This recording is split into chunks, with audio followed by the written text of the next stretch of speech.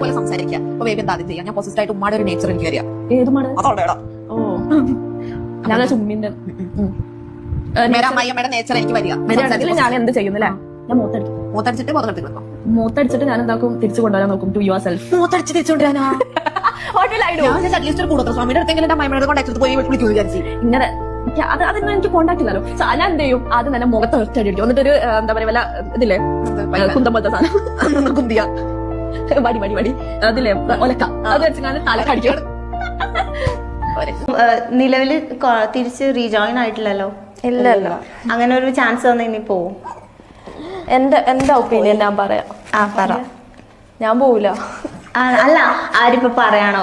തെറ്റ് പറ്റല്ല, മനുഷ്യ സഹജല്ലേ. പറ്റിപ്പോയി, ഞങ്ങളോട് ക്ഷമിക്കൂ. തിരിച്ച് ഞങ്ങൾ സ്വീകരിക്കാൻ തയ്യാറാണ്. അങ്ങോട്ട് പോവില്ല. ഒരു വല്ല വിഷം തന്നാലോ? ഞാൻ പോവില്ല. പേടിയുണ്ട്. എനിക്കല്ല തമാശ അല്ല, സീരിയസ് ആയിട്ട് പോലും അത് ചെയ്യും. കാരണം അത്രക്കും മതം പിടിച്ചു നിൽക്കുന്ന ആൾക്കാര്. സോ നമുക്കൊന്നും പറയാൻ പറ്റൂല. മിസ് ചെയ്യുന്നുണ്ടോ? ഇപ്പൊ ഒരു നമ്മള് ഇഷ്യൂനൊക്കെ മുന്നേ ഒരു ലൈഫ് ഉണ്ടായിരിക്കുമല്ലോ നമ്മുടെ പാരന്റ്സിന്റെ കൂടെയൊക്കെ. ആ ഒരു ഫാമിലി അതൊക്കെ മിസ് ചെയ്യുന്നുണ്ടോ? ഞാൻ മിസ് ചെയ്യുന്നില്ല. എനിക്ക് ഒരു ടോക്സിക് ലൈഫ് ലീഡ് ചെയ്യാൻ താല്പര്യമില്ല.